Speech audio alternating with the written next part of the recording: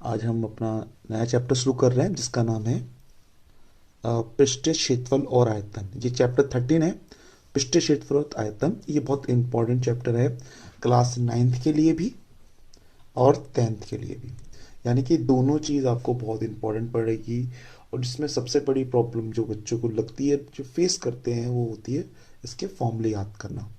इसके फॉर्मूले कोई डिफ़िकल्ट नहीं है, वो तो आपको याद करने पड़ेंगे। उस फॉर्मूले को अगर भी आप याद कर लेते हो तो आपके लिए बहुत आसानी हो जाएगी, 9th क्लास में भी और 10th क्लास में भी। तो आज हम जो उसका जो क्षेत्रफल पढ़ने वाले हैं, तो पृष्ठीय क्षेत्रफल और आयतन। पृष्ठीय क्षेत्रफल और आयतन है। पृष्ठीय क्षेत्रफल आपको पता है दो प्रकार के होते हैं। एक तो है वक्र पृष्ठीय क्षेत्रफल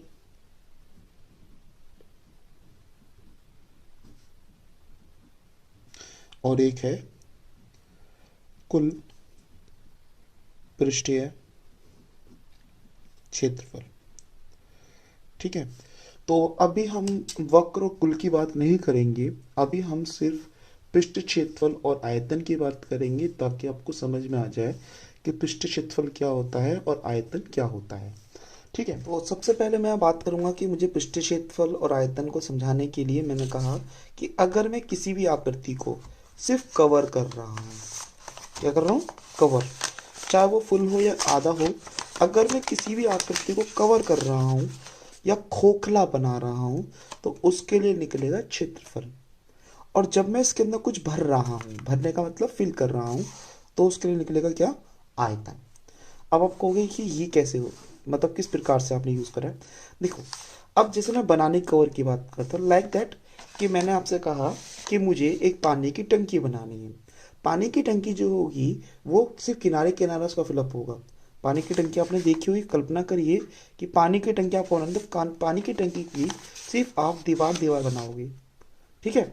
तो अगर आप पानी की टंकी की दीवार दीवार बना रहे हो, तो वो उसके लिए आपको निकलेगा पृष्ठ क्षेत्रफल। और अगर उसके अंदर पानी भर रहे हो तो क्या निकलेगा, आयतन। दूसरा पैटर्न देख लेते हैं। जैसे मुझे घर बनाना है, तो घर जो बनता है तो घर बीच में से फिल होता है या चार तो खाली होता है, वो पूरा खाली होता है। तो अगर मुझे कोई घर बनाना है, कमरा बनाना है, ईंटों से प्लस्तर करना है, पुताई करनी है, वाइट वॉल जिसे बोलते हैं, तो क्या निकलेगा, पृष्ठ क्षेत्रफल। और अगर उस घर के अंदर कुछ भरना है, जैसे हवा भरनी है, डिब्बे भरने हैं, बॉक्सेस भरने हैं, गोदाम है या गोदाम से सामान भरना है, तो क्या निकलेगा, आयतन। ठीक है। एक और चीज देख लेते हैं। जैसे मान के चलो मुझे एक डिब्बा बनाना है मिठाई का। मिठाई का डिब्बा, लाइक दैट, एक चौखंड सा डिब्बा होता है, वो कुछ इस प्रकार से दिखता है। ठीक है ना। तो ऐसा कुछ डिब्बा, ये मेरा दवाई का डिब्बा है, ध्यान रखना। तो मुझे एक डिब्बा बनाना है। और डिब्बे को बनाने के लिए, यही डिब्बा ले लेते हैं, ये डिब्बा बनाना है। तो डिब्बा जो बनाने के लिए गत्ता कहाँ का यूज़ हुआ है, सिर्फ किनारे किनारे का यूज़ होगा। तो अगर ये डिब्बा बनाना है तो गत्ते की आवश्यकता होगी, तो उसके लिए निकलेगा पृष्ठीय क्षेत्रफल। और अगर इसमें कुछ भरना है तो क्या निकलेगा, आयतन। तो एक दो एग्जाम्पल और ले लेते हैं ताकि हमारा सवाल थोड़ा सा आगे चल जाए। ठीक है। जैसे आपने देखा होगा पानी का गिलास बनाना है, पानी का गिलास देखा होगा, वो कोई आकृति है, वो उसका मतलब नहीं है। पानी के गिलास के लिए भी क्या निकलेगा, आपका पृष्ठ क्षेत्रफल। और उसमें पानी भरना है तो क्या निकलेगा, आयतन। या मुझे एक पाइप बनाना है, पाइप, पाइप देखा होगा आपने, गोल गोल पाइप होते हैं, पानी के पाइप्स होते हैं। अगर मुझे पाइप बनाना है तो क्या निकलेगा, पृष्ठ क्षेत्रफल। और उस पाइप से पानी निकालना है तो क्या निकलेगा, आयतन। तो ऐसी कुछ चीज़ें होती हैं जिसके अंदर को याद रखना है कि पृष्ठ क्षेत्रफल क्या है और आयतन क्या है। एक दो एग्जांपल आपके दिमाग में लगाइए कि जहाँ पर भी मुझे सिर्फ दीवार बनानी है तो पृष्ठ क्षेत्रफल आता है, और जहाँ पे भी मुझे उसके अंदर फिल करना है या ठोस वस्तु हो रही है, ठोस, तो क्या निकलेगा, आयतन। जैसे बेलन की शक्ल आपको पता है, बेलन क्या होता है, बेलन एक गोल चीज़ होती है, लाइक दैट, इस तरह की कोई आकृति होती है जिसमें एक गोल पैटर्न होता है और उसकी कुछ ऊंचाई भी होती है। तो इस पैटर्न से अगर बात करूँ तो ये एक बेलन की आकृति है। तो मुझे एक डंडा बनाना, डंडा स्टिक, तो डंडा ठोस होता है। तो लकड़ी का डंडा अगर ठोस है तो वो एक, उसके लिए आयतन निकलेगा। और उस उसी इसी आकृति के हिसाब से अगर मुझे पाइप बनाना है तो वो क्या निकलेगा, पृष्ठ क्षेत्रफल। ये चीज़ आपको ध्यान रखनी है कि आयतन किसे कहते हैं और पृष्ठ क्षेत्रफल किसे कहते हैं। तो अगर आपको आयतन और पृष्ठ क्षेत्रफल में अंतर पता चल गया है, तो अब हम बात करते हैं पृष्ठ क्षेत्रफल। दो प्रकार के क्षेत्रफल होते हैं, एक वक्र पृष्ठ क्षेत्रफल और एक कुल पृष्ठ क्षेत्रफल। तो सबसे पहले हम बात करते हैं वक्र पृष्ठ क्षेत्रफल क्या होता है। जब किसी भी आकृति का आधार शामिल नहीं किया जाता तो उसे वक्र पृष्ठ क्षेत्रफल कहते हैं, और जहाँ पर उसको पूरा का पूरा बनाया जाता है तो उसे कुल पृष्ठ क्षेत्रफल कहते हैं। देखते हैं कैसे। अब जैसे मुझे इस आकृति को बनाना है तो मैंने क्या करा, उसमें उसके दो आधार, एक ये और एक ये शामिल नहीं करे मैंने। अगर ये मैंने दोनों शामिल नहीं करे हैं तो ये वक्र पृष्ठ क्षेत्रफल है। अगर ये मुझे पूरा बनाना है तो ये बन जाता है आपका कुल पृष्ठ क्षेत्रफल। अब देखो एक और चीज़ काम कर देते हैं। लाइक दैट आपने घरों में पाइप देखा होगा, तो पाइप क्या करती है, कुछ इस प्रकार से होती है। आपको देखा होगा कि पाइप इस तरह से होते हैं। तो मुझे एक चीज़ बताइए कि अगर मुझे कोई पाइप बनाना है तो क्या मैं उसको इधर से उधर से बंद रखूँगा? सोच के देखिए, नहीं रखूंगा ना। तो ये इसका वक्र पृष्ठ क्षेत्रफल निकलेगा। और इसी आकृति की अगर मुझे टंकी बनानी है, टंकी कुछ गोल शेप की होती है, आपने देखा होगा, तो अगर वो टंकी बनेगी तो नीचे से बंद होगी और ऊपर से भी बंद होगी। तो क्या निकलेगा? कुल पृष्ठ क्षेत्रफल। ऐसे बहुत सारे आपको एग्जाम्पल मिलेंगे जहाँ पे आपको कोई वक्र निकालना है, कुल निकालना है। ठीक है ना। जैसे एक एग्जाम्पल और लेता हूँ। मुझे एक ओपन बॉक्स तैयार करना है। देखो, मुझे एक ओपन बॉक्स तैयार करना है। मेरे पास कोई बॉक्स है नहीं इस वक्त। तो जैसे कि मैं एक ढक्कन ले लेता हूँ आपको समझाने के लिए। जैसे मैंने एक ढक्कन लिया है, उस ढक्कन की आकृति आपको दिख रही होगी, बेलन की आकृति की है। तो ये बेलन आकृति है और यहाँ से बंद है। तो मैं इसका इसका मुझे बनाना है, ढक्कन बनाना है, तो कैसे निकलेगा? एक तो सबसे पहले इसका वक्र पृष्ठ क्षेत्रफल निकालेंगे आप, ये वाला, और नीचे वाला जो भी इसका फिगर है उसको ऐड कर देंगे। तो सोच के देखो, नीचे कौन सी आकृति है? ये है वृत्त की आकृति है। तो आप वक्र पृष्ठ क्षेत्रफल में नीचे का जो आधार है उसको प्लस कर देंगे तो ये वाली फिगर बन के आ जाएगी, जो ऊपर से खाली है और नीचे से बंद है। ठीक है। तो आपको समझ में आएगा वक्र पृष्ठ क्षेत्रफल क्या होता है। वक्र पृष्ठ क्षेत्रफल वह क्षेत्रफल होता है जहाँ पे उसके आधार शामिल नहीं होते हैं, और कुल पृष्ठ क्षेत्रफल यहाँ पे उसका पूरी चीज शामिल होती है। तो ये आपको याद करना है। ठीक है। ओके। देखो, बेसिक कंसेप्ट ये है कि सबसे पहले आपको उनके बेसिक जो हम पुराने पढ़ते हुए आ रहे हैं उनके बारे में कुछ समझ ले। ये आपका पहला फिगर है जिसको हम आयत बोलते हैं। तो मुझे आयत के बारे में जानना है। आयत क्या होता है? आयत एक चौखुंटा सा होता है जिसकी आमने सामने की भुजा बराबर होती है और इसकी प्रत्येक कोण 90 डिग्री बनाते हैं। ये हमने 6-7 चैप्टर में पढ़ा था। तो आयत का सबसे पहले मुझे क्षेत्रफल पता लगाना चाहिए। आयत का क्षेत्रफल बराबर क्या होता है और आयत का परिमाप क्या होता है? देखो, इसमें आयत में दो चीज़ होती है। ये तुम्हारी लंबाई होती है, इसको एल बोलते हैं। ये चौड़ाई होती है, इसको बी बोलते हैं। तो आयत का क्षेत्रफल होता है एल इंटू पी और उसका परिमाप होता है 2l प्लस पी। ये ध्यान रखना, ये कुछ क्वेश्चन में आपको यूज होने वाले हैं। फिर इसका दूसरा फिगर आता है, यह है आपका वर्ग। इसे वर्ग बोलते हैं जिसकी सभी भुजाएं आपस में बराबर होती हैं, यानी कि इसकी चारों भुजाएं आपस में बराबर होती हैं। तो वर्ग का क्षेत्रफल बराबर होता है भुजा गुणा में भुजा, यानी कि a मल्टीप्लाई a अर्थात a का स्क्वायर। आप इसमें से कोई सा भी एक फॉर्मूला यूज कर सकते हैं जो आपके अध्यापक आपको समझाएं। इसके बाद आता है वर्ग का परिमाप। अब वर्ग का जो परिमाप होता है वो चारों भुजाओं का योग होता है। तो 1 2 3 4, यानी कि 4 गुणा में भुजा या 4a। तो इसमें से आप कोई सा भी एक फॉर्मूला यूज कर सकते हैं। ठीक है। ये तो हो गया वर्ग का क्षेत्रफल और वर्ग का परिमाप। ये हो गया आयत और आयत का परिमाप। अभी कुछ बच्चों को प्रॉब्लम हो रही होगी कि क्षेत्रफल क्या होता है, परिमाप क्या होता है। एक्चुअली हिंदी मीडियम में बहुत से बच्चों को अभी प्रॉब्लम होती है कि परिमाप क्या होता है। देखो बच्चों, कि जब आप कोई भी किसी भी आकृति, चाहे वो वर्ग हो, आयत हो या ट्रायंगल हो, उसकी किनारों की बात करते हैं, यानी कि उसके साइडों की बात करते हैं, तो हमें निकालना पड़ता है परिमाप। और जब किसी चीज के बीच के हिस्से की बात करनी होती है तो हमें निकालना पड़ता है क्षेत्रफल। अब इसे ध्यान से देखते कैसे। मान के चलो ये एक पार्क है और इस पार्क के बीच में मुझे पौधे उगाने हैं। तो जब पौधे उगाने होते हैं तो मैं क्या निकलेगा, क्षेत्रफल निकलेगा। और जैसे मैंने कहा इस पार्क में टाइल बिछानी है, अब टाइल क्या बिछेगी, किनारों पे या बीच में, बीच में, तो ये भी आपको क्या निकालना पड़ेगा, क्षेत्रफल निकालना पड़ेगा। और किनारों की बात होती है, जैसे बांध लगाना है, मुझे उसकी बाउंड्री करवानी है, या मुझे कोई ऐसा चीज़ समझ के चलो, जैसे कांटे लगते हैं ना पार्कों में, वो कांटे लगाने हैं, तो कांटे बीच में नहीं लगते, कांटे किनारों पे लगते हैं। तो किनारों की जो बात होती है तो उसको बोलते हैं परिमाप, और जो बीच की बात होती है उसे बोलते हैं क्षेत्रफल। जैसे ये ट्रायंगल ले लेते हैं, अगर मैं ट्रायंगल के परिमाप की बात करता हूं तो इनकी तीनों भुजाओं का योग इसका परिमाप कहलाएगा, यानी कि इन तीनों भुजाओं का योग। और इसके बीच का जो एरिया है, अगर मैं इसको निकालने की बात करूंगा तो वो एरिया निकलेगा। पर ठीक समझ में आ गया ये परिमाप क्या होता है और क्षेत्रफल क्या होता है। तो मैंने दो फिगर तो बना लिया, अब तीसरा फिगर आता है ये, इसे कहते हैं वृत्त।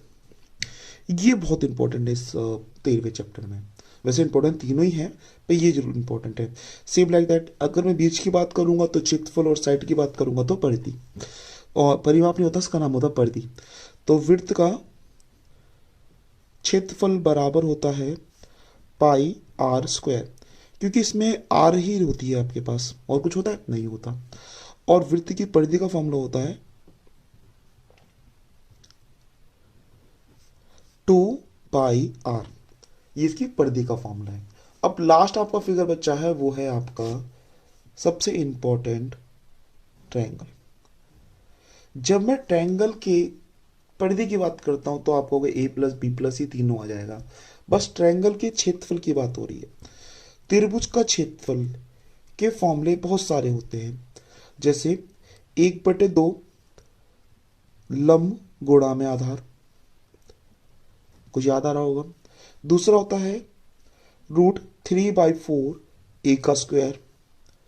और तीसरा होता है रूट में S, S minus A, S minus B, S minus C. तो ये तीनों फॉर्मूले आपको ट्रायंगल के होते हैं। ये इसमें ज़्यादा यूज़ नहीं होने वाला, सिर्फ तीन यूज़ होंगे, एक ये वाला और ये वाला, ये यूज़ नहीं होगा ट्रायंगल वाला। पर मैं बता दूं ये क्या है, त्रिभुज का क्षेत्रफल किसका, समकोण का। अगर कोई समकोण त्रिभुज है तो वहां पे ये लगेगा, अगर कोई समबाहु त्रिभुज है तो ये लगेगा, और अगर कोई विषम बाहु है, मतलब कोई भी ट्रायंगल है, तो बेटा ये वाला ट्रायंगल लगेगा। ये इंपॉर्टेंट नहीं है, मैं आपको बता दूं, ये तीन इंपॉर्टेंट है। आयत का क्षेत्रफल, आयत का परिमाप, वर्ग का क्षेत्रफल, वर्ग का परिमाप, वृत्त का क्षेत्रफल और वृत्त का परिमाप। पहले फिगर की बात कर रहे हैं वो है घनाभ।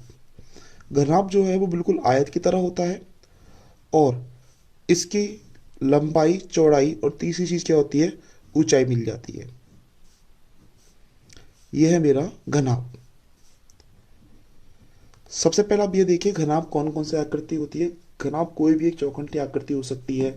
ये कुछ दिखने में इस प्रकार से नजर आती है। देखो ये एक बॉक्स है, आपको दिख रहा होगा, इस बॉक्स की ये लंबाई है, ये वाली लंबाई है, ये चौड़ाई है, और ये वाली कुछ ऊंचाई है। तो ऐसी आकृति के जितने भी आपके फिगर्स होते हैं वो घनाभ कहलाते हैं। जैसे ईंट है, मिठाई का डिब्बा है, और कोई भी चौखटा बॉक्स है, वो सारे के सारे आपके घनाभ कहलाते हैं। इस घनाभ में हम तीन चीज निकालते हैं, एक वक्र पृष्ठीय क्षेत्रफल, और एक कुल पृष्ठीय क्षेत्रफल, और एक इसका निकालेंगे आयत। यानी कि आपको ध्यान रखना है, ये घनाभ का वक्र पृष्ठ क्षेत्रफल है, ये घनाभ का कुल पृष्ठ क्षेत्रफल है, और ये घनाभ का आयतन है। तो इसका वक्र पृष्ठ क्षेत्रफल का फॉर्मूला होता है 2l प्लस बी इंटू में h, और कुल पृष्ठ क्षेत्रफल का फॉर्मूला होता है 2l into B plus B into H plus h into L bracket में। ये ध्यान रखना, ये कुछ नहीं है, ये प्लस है और ये h है, ठीक है। और आयतन का फॉर्मूला होता है L into B into H. अब अगला टॉपिक है आपका घन। घन में क्या होता है, आपके जो चौखंटी रेख, आपने वर्ग देखा होगा, वर्ग की तरह ही आप इसकी ऊंचाई और लंबाई नाप सकते हैं। इसकी लंबाई चौड़ाई ऊंचाई जो होती है वो आपकी बराबर होती है। क्या होती है? बराबर। तो इसका भी वक्र पृष्ठीय क्षेत्रफल होता है और कुल पृष्ठीय क्षेत्रफल होता है और इसका भी आयतन होता है। तो उसका वक्र पृष्ठीय क्षेत्रफल का फॉर्मूला होता है 4a का स्क्वायर, यानी कि सिर्फ और सिर्फ 4। देखो ये किस तरह से आकृति होती है, ये कुछ इस प्रकार से आकृति होती है जिसकी लंबाई चौड़ाई आपस में क्या होती है? बराबर होती है। दिख रही है आपको? ये डाइस की तरह दिख रहा होगा। तो इसका वक्र मतलब इसके कोई भी 4 चीजों को यूज करना है, 1 2 3 4। तो 4 गुणा में a का स्क्वायर। अब a का स्क्वायर क्यों? ये एक अपना स्क्वायर है, दिख रहा है आपको? इस स्क्वायर का अगर मैं क्षेत्रफल निकालता हूँ वो a का स्क्वायर होता है, एक की वर्ग। तो 1 2 3 4, तो हो गया क्या था? 4a का स्क्वायर। और कुल पृष्ठ से पूरा कंप्लीट करना है, तो कुल का मतलब होता है 6a का स्क्वायर। 1 2 3 4 5 और 6। तो ये आकृति आपको दिख गई होगी।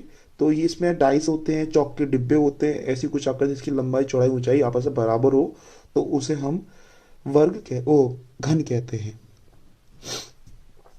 ठीक है। और इसके आयतन का फॉर्मूला होता है a की 3। अब a की 3 समझ लो या भुजा भुजा भुजा समझ लो, वो आपको अंडरस्टैंड लेना पड़ेगा। इसकी तीसरी आकृति होती है आपकी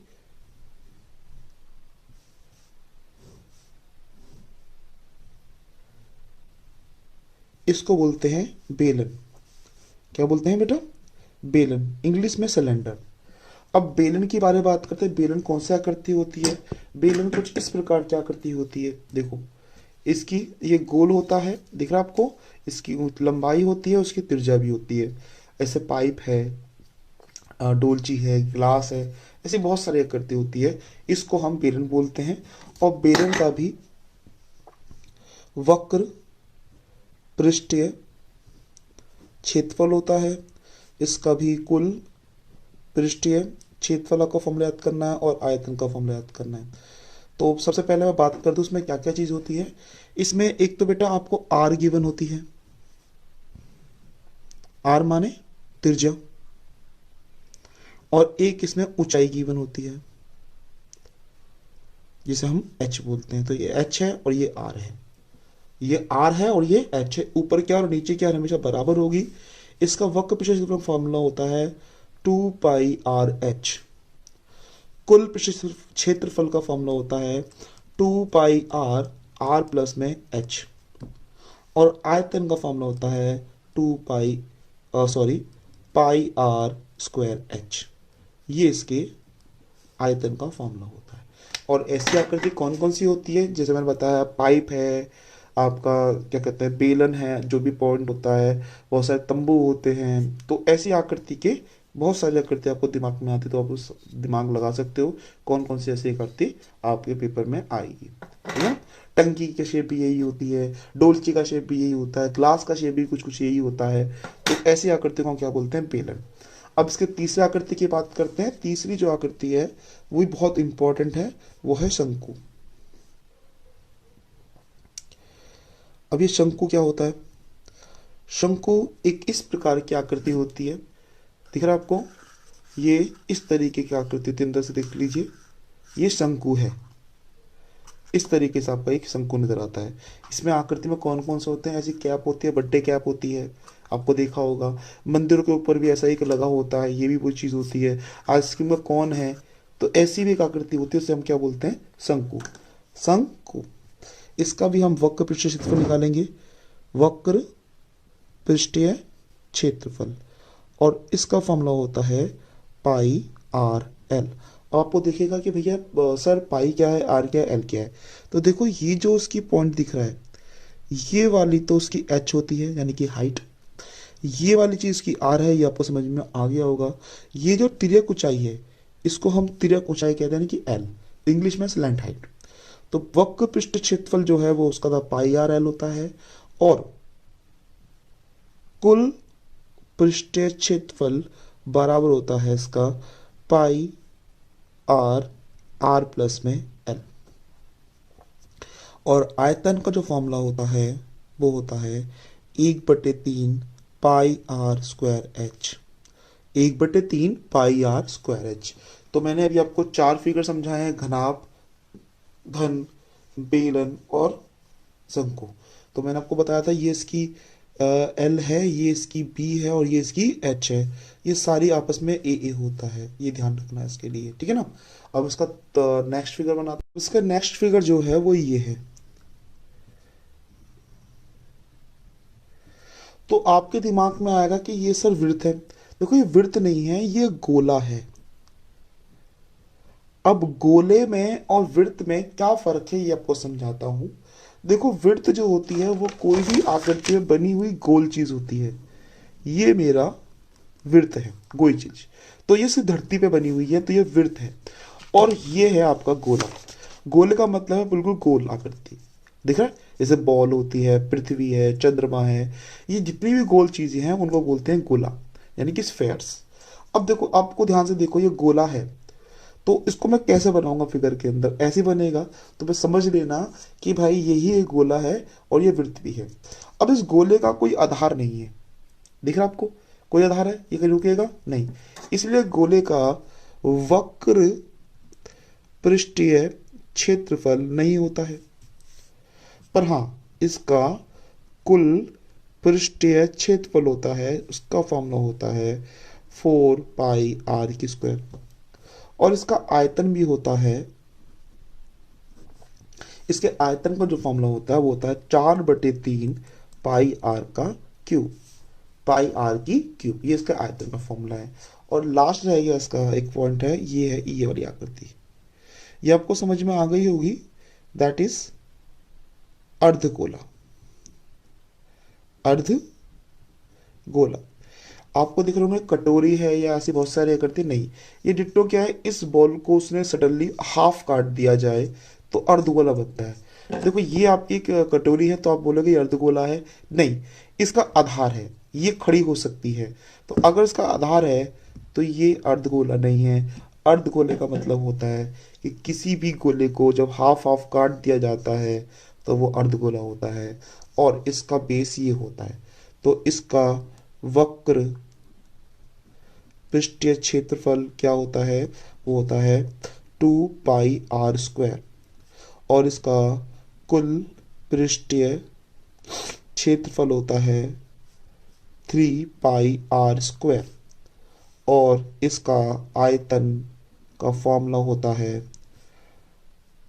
2/3 पाई r³। तो ये पहले आपको इसके फॉर्मूले याद करने पड़ेंगे बेसिक क्लास के, उसके बाद ही हम आपको 13.1 में लेके जा सकते हैं। 13.1 में आने से पहले आपको ये फॉर्मूले याद करने पड़ेंगे। और ये भी समझना पड़ेगा कब इसका सी एस से निकलेगा, कब इसका टी एस से निकलेगा और कब इसका आयतन निकलेगा। आपके एक्सरसाइज में तो एक जैसा क्वेश्चन दे रखा है कि 13.1 में से पृष्ठ क्षेत्रफल निकलेगा, 13.6 में आयतन आयतन निकलेगा, बट पेपर में ऐसा नहीं आ सकता। पेपर में सब मिले हुए आते हैं कि आयतन आएगा या फिर आपका पृष्ठ क्षेत्रफल आएगा। तो ये आपको समझना पड़ेगा कि पृष्ठ क्षेत्रफल क्या है, आयतन क्या है, और पृष्ठ क्षेत्रफल वक्र पृष्ठ क्षेत्रफल क्या है और कुल पृष्ठ क्षेत्रफल क्या है। ठीक है, ये आपकी आपकी बेसिक क्लास है। अब हम इसको आगे मूव करते हैं। Thanks for watching this video. If you like that, please like, share and subscribe.